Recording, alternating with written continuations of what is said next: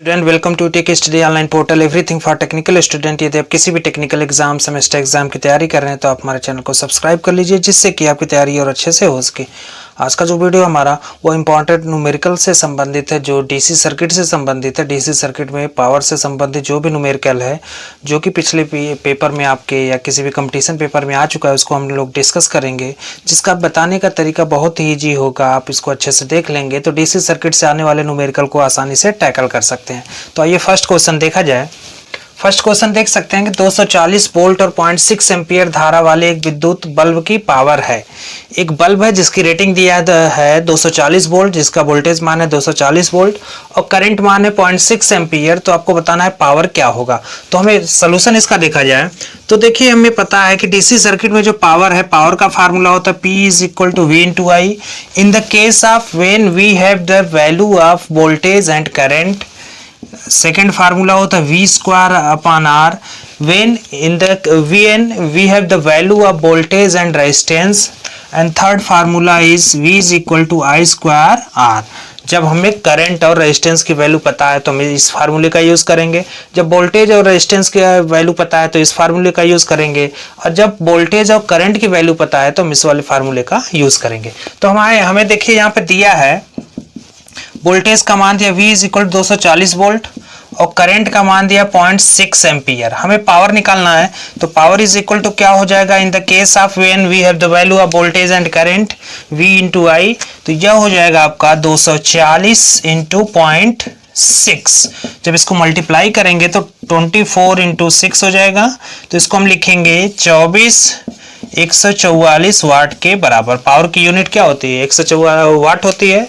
तो इस हिसाब से जो वैल्यू आ गई पावर का वह हो गया 144 वाट। यानी first option is the correct answer of the given question. In the question we have the given value of voltage and current and we have to take out the value of the power which we have known by the formula V = V × I। अब इसका screenshot ले लीजिए, फिर next question कराया जाए।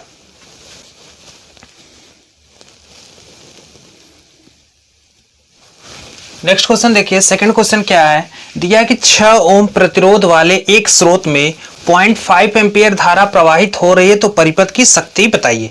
इसके पहले वाले क्वेश्चन में क्या दिया था, वोल्टेज और करंट की वैल्यू दी थी और हमें बल्ब का पावर रेटिंग निकालना था। तो in the case of the value when we have known voltage and current, the formula we have to use P = V × I। तो यहाँ पे क्या हो जाएगा, जब इसका हम सोल्यूशन देखेंगे तो हमें क्या क्या वैल्यू दिया है। एक तो रेजिस्टेंस दिया जिसकी वैल्यू है 6 ओम और दूसरा दिया है करंट जिसकी वैल्यू है 0.5 एम्पियर। तो हमें क्या निकालना है, हमें निकालना है पावर रेटिंग।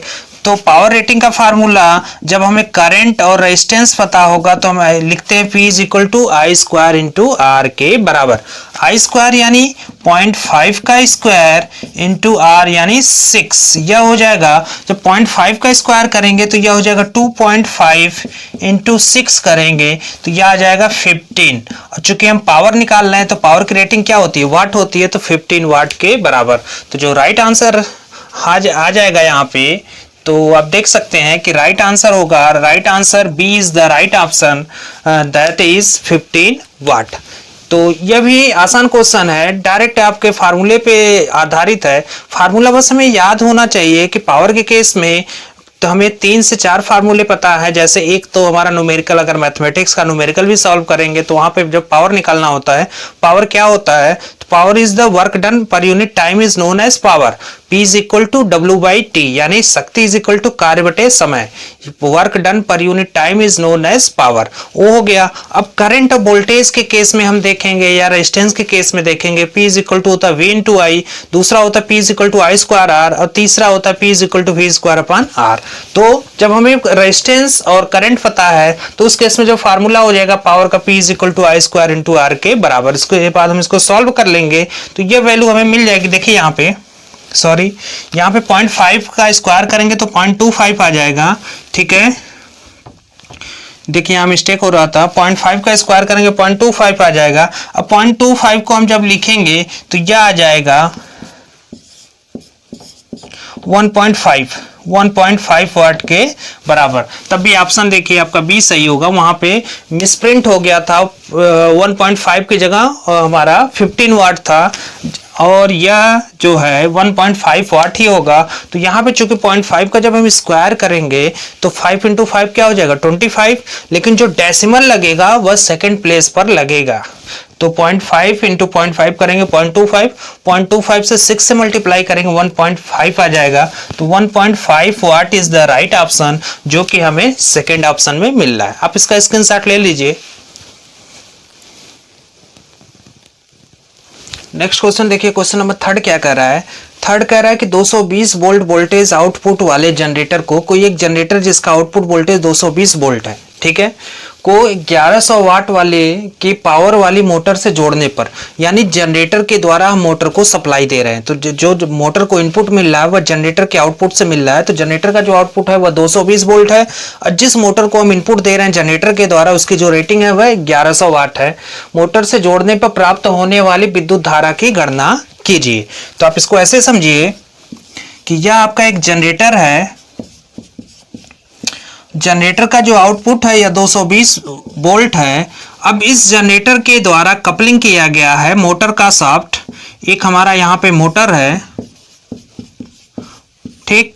अब कह रहा है कि मोटर को अगर हम जनरेटर के द्वारा इनपुट दे रहे हैं, यानी जनरेटर का जो आउटपुट है 220 वोल्ट, 220 वोल्ट सप्लाई से मोटर को हम जोड़ रहे हैं, तो उस अवस्था में मोटर में प्रवाहित धारा क्या होगी, यानी मोटर के लिए जो वोल्टेज की वैल्यू होगी वो कितना हो गया 220 वोल्ट, और जो पावर रेटिंग है मोटर का वह है 1100 वाट के बराबर। हमें करंट बताना है कि यहाँ पे जो करंट फ्लो होगा आई की वैल्यू क्या होगी। तो हमें आई निकालना है, तो हमें पता है कि P is equal to V into I होता है, कब, जब वोल्टेज और करंट हमें पता हो। तो यहाँ पे वोल्टेज पता है लेकिन करंट नहीं पता, करंट हमें निकालना है। हमारी सुविधा के लिए पावर वैल्यू दे रखी है, पावर रेटिंग दे रखा है 1100 वाट। तो हम यहाँ से अगर हम आई को निकालना चाहें तो आई इज इक्वल टू हो जाएगा P अपॉन V। P की वैल्यू कितनी है 1100 वाट और V की वैल्यू है 220 वोल्ट, 0 से 0 कैंसिल हो जाएगा, यह आ जाएगा 5 एम्पियर के बराबर। 110 डिवाइडेड बाई 22 करेंगे तो यह कितना आ जाएगा 5 एम्पियर के बराबर। तो राइट आंसर जो होगा, फर्स्ट ऑप्शन है 10 एम्पियर, सेकंड ऑप्शन है 50 एम्पियर, थर्ड ऑप्शन है 5 एम्पियर के बराबर, यानी third option is the right answer. 5 ampere current flow होगा उस मोटर से जिस मोटर को इनपुट दिया जा रहा है जनरेटर के आउटपुट से, जिसका आउटपुट वोल्टेज है 220 वोल्ट, जबकि मोटर का जो रेटिंग है वह है 1100 वाट के बराबर। अब इसका स्क्रीनशॉट ले लीजिए। नेक्स्ट क्वेश्चन देखिए, क्वेश्चन नंबर 4 क्या कह रहा है।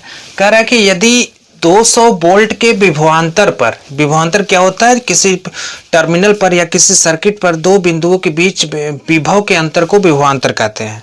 तो विभवांतर पर 100 वाट की बिजली आपूर्ति की जा रही है, तो परिपथ में प्रवाहित होने वाली धारा का मान बताइए। विभवांतर एक कह सकते हैं कि यह एक प्रकार का वोल्टेज ही है जो किसी स्पेसिफिक पॉइंट पर वोल्टेज को बता रहा है। तो जो वोल्टेज की वैल्यू है तो V इज इक्वल टू हो गया 200 वोल्ट, ठीक है। अब कह रहा है कि इस विभवांतर पर 100 वाट की बिजली आपूर्ति की जा रही है, यानी जो बिजली आपूर्ति की जा रही है उसकी जो रेटिंग है वह 100 वाट के बराबर है, ठीक है, इतना दिया है। अब कह रहा है तो परिपथ में प्रवाहित होने वाली धारा का मान बताइए। तो धारा हमें यहाँ निकालना है जबकि हमें वोल्टेज और पावर रेटिंग पता है। तो जब वोल्टेज और करंट हमें पता है उस केस में जो पावर रेटिंग का फार्मूला होगा वह होता है P is equal to V into I के बराबर।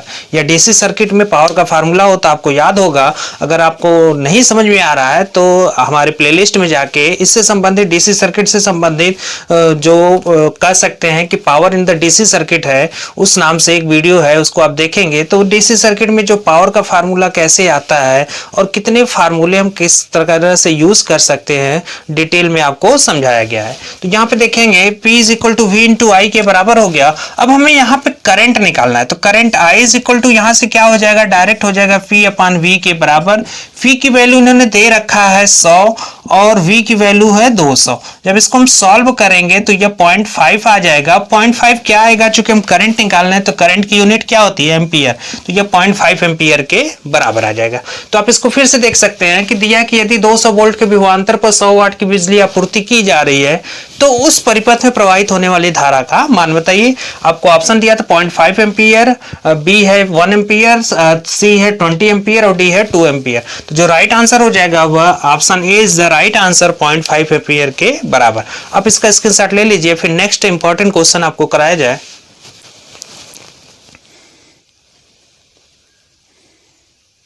नेक्स्ट क्वेश्चन देखिए, क्वेश्चन नंबर 5 क्या कर रहा है। क्वेश्चन 5 कर रहा है कि समान वोल्टेज के लिए दो विद्युत बल्ब का पावर 200 वाट तथा 100 वाट है। यानी कह सकते हैं कि हमारे पास दो बल्ब हैं और दोनों को समान वोल्टेज रेटिंग है, दोनों की जो वोल्टेज रेटिंग है वह समान वोल्टेज है, और कह रहा है बस उनकी पावर रेटिंग अलग अलग है। एक बल्ब का जो पावर रेटिंग है वह 200 वाट है, दूसरे बल्ब का जो पावर रेटिंग है वह 100 वाट है।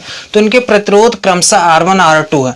R1 यानी फर्स्ट जो बल्ब है उसका रेजिस्टेंस R1 है और सेकंड बल्ब का जो रेजिस्टेंस है वह R2 है। तो हमें बताना है कि R1 और R2 में क्या संबंध होगा। तो फर्स्ट ऑप्शन देखिए, दिया कि R1 is equal to 2R2 के बराबर, सेकंड ऑप्शन है R2 is equal to 2R1 के बराबर, थर्ड ऑप्शन है R2 is equal to 4R1 और फोर्थ ऑप्शन है R1 is equal to 4R2। हमें बताना है इन चारों ऑप्शन में से कौन सा ऑप्शन सही होगा। तो इसका सोल्यूशन देखा जाए कि वोल्टेज रेटिंग दोनों के लिए समान है, तो V1 is equal to V2 is equal to हमने मान लिया V माना, चूंकि पहले वोल्टेज का जो पहले बल्ब का जो वोल्टेज है उसको हमने मान लिया V1 और सेकंड बल्ब का जो वोल्टेज है उसको हमने मान लिया V2। तो V1 is equal to V2 is equal to V माना, क्योंकि दिया है कि समान वोल्टेज के लिए।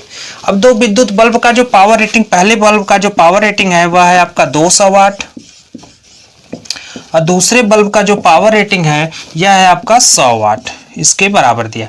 तो हमें R1 और R2 में संबंध बताना है कि R1 अपान R2 क्या होगा, इसको सॉल्व करना है। ठीक है, अब देखिए जब हमें वोल्टेज और रेजिस्टेंस पता है तो उस केस में जो पावर का फार्मूला होता है वह होता है आपका P is equal to V square by R के बराबर होता है। P is equal to V square by R के बराबर होता है, लेकिन यहाँ पे वोल्टेज देखिए दोनों के लिए सेम है, तो हम यहाँ से कह सकते हैं कि P proportional 1 by R, P proportional 1 by R के बराबर, यानी हम कह सकते हैं कि P1 upon P2 is equal to R2 upon R1 के बराबर हो जाएगा। P1 upon P2 is equal to R2 upon R1 के बराबर हो जाएगा। अब हम यहां से देखेंगे कि R2 अपान R1 का मान कितना आ रहा है, तो R2 अपान R1 को हम लिख सकते हैं R2 upon R1 is equal to P1 की वैल्यू कितनी है, P1 की वैल्यू 200 और P2 की वैल्यू है 100 वाट, तो यह आ गया 2, यानी R2 इज इक्वल टू, यहां से हम लिख सकते हैं 2R1 के बराबर, यानी R2 का मान 2R1 के बराबर आ गया। इसको सॉल्व करने पर तो जो सही ऑप्शन होगा वह second option is the right answer, R2 is equal to 2R1 के बराबर। इसको एक बार फिर से देख लीजिए, दिया है कि समान वोल्टेज के लिए दो विद्युत बल्ब का जो पावर है वह 200 वाट तथा 100 वाट है। ठीक है, इनके प्रतिरोध क्रमशः R1 और R2 है, तो दोनों के प्रतिरोधों में क्या संबंध होगा, दिए गए ऑप्शन से हमें बताना था कि कौन सा ऑप्शन इसका सही ऑप्शन होगा। तो R1 is equal to 2R2, R2 is equal to 2R1, R2 is equal to 4R1 और R1 is equal to 4R2। तो यहाँ पे कुछ नहीं करना है, जब हमें वोल्टेज और रेजिस्टेंस पता है तो उस केस में जो पावर का फार्मूला होता है बस उसी को अप्लाई करना है। हमें यह ध्यान देना है कि वोल्टेज दोनों के लिए सेम होगा, तो जो वोल्टेज सेम होगा पावर डायरेक्टली क्या होगा, इनवर्सली प्रोपोर्शनल होगा रेजिस्टेंस के। तो यहां से आ जाएगा R2 is equal to 2R1 के बराबर। अब इसका स्क्रीनशॉट ले लीजिए, तो कुछ और महत्वपूर्ण क्वेश्चन आपको सॉल्व कराया जाए। नेक्स्ट क्वेश्चन देखिए, क्वेश्चन नंबर 6 क्या कह रहा है, कह रहा है कि 250 वोल्ट पर, यानी जो वोल्टेज की रेटिंग है वह 250 वोल्ट है, तो यानी कह सकते हैं कि V is equal to 250 volt. ठीक है, रेटेड पर 500 वाट और 200 वाट के दो बल्ब के प्रतिरोधों का अनुपात क्या होगा। यानी वोल्टेज दोनों को देखिए, दोनों का वोल्टेज समान है, तो V1 is equal to 250 volt, V2 is equal to 250 volt और जो पावर रेटिंग है P1 इज इक्वल टू दे दिया 500 वाट और P2 आपको दे दिया है 200 वाट के बराबर। ठीक है, आपको बताना है कि R1 अपान R2 की वैल्यू क्या होगी, यही हमें सॉल्व करना है। तो इसके पहले जस्ट जो क्वेश्चन आपको 5 बताया गया था वहां पे क्या था कि वोल्टेज समान था। ठीक है, और हमें सॉल्व करके 4 ऑप्शन दिया था कि R1 R2 में संबंध क्या होगा, तो वहां पे R1 R2 का जो वैल्यू था वह वैल्यू न दिया था और वहां पे वोल्टेज की भी वैल्यू नहीं दिया था। ठीक है, यहाँ पे वोल्टेज की वैल्यू दिया है, तो जब हम इसको सॉल्व करेंगे तो सॉल्व करने पे इसका कुछ न्यूमेरिकल वैल्यू आएगा जो दोनों के रिलेशन को बताएगा। तो आइए देखा जाए, हमें पता है कि जो P होता है P is equal to V square by R होता है, कब, जब वोल्टेज और रेजिस्टेंस हमें पता है। तो यहाँ पे जब हम रेजिस्टेंस को निकालना चाहेंगे तो रेजिस्टेंस को हम लिखेंगे R इज इक्वल टू हो जाएगा V स्क्वायर अपॉन P, क्योंकि हमें क्या बताना है, रेजिस्टेंस में संबंध बताना है। तो अब यहाँ पे देखिए वोल्टेज तो दोनों के लिए सेम है, P V1 is equal to 250 volt for first bulb और V2 is equal to 250 volt for second bulb. तो यहाँ से जब वोल्टेज को हम कंसीडर करेंगे कि वोल्टेज हमारा दोनों के लिए कॉमन है, तो जो रेजिस्टेंस होगा, रेजिस्टेंस डायरेक्टली समानुपाती क्या हो जाएगा, पावर के समानुपाती हो जाएगा। तो यानी हम लिख सकते हैं कि R1 रेशियो R2 जो होगा वह हमारा होगा P2 अपॉन P1 के बराबर होगा, क्योंकि इनवर्सली प्रोपोर्शनल है। सॉरी, ये डायरेक्टली प्रोपोर्शनल नहीं है, यह इनवर्सली प्रोपोर्शनल है। तो हम इसको कह सकते हैं कि resistance is inversely proportional to the power of the bulb. ठीक है, तो यहाँ पे R1 R2 का मान बताना है और P2 और P1, P2 कितना दिया है 200 वाट, अब P1 कितना दिया 500 वाट। तो इसको हम सॉल्व करेंगे तो यह आ गया 2/5, यह किसकी वैल्यू है, R1 अपॉन R2 की। तो हम यहां से लिख सकते हैं कि जो R1 और R2 का अनुपात हो गया R1:R2 इज इक्वल टू 2:5 के बराबर। यही हमारा सटीक रिलेशन मिलेगा R1 और R2 में। तो हम इसको सॉल्व करेंगे। फर्स्ट ऑप्शन देखिए 2:3 या नहीं है, सेकंड ऑप्शन 2:5। तो राइट आंसर क्या है, B is the right option, that is the ratio between the bulb resistance R1:R2 is equal to 2:5 के बराबर होगा। अब इसका स्क्रीनशॉट ले लीजिए।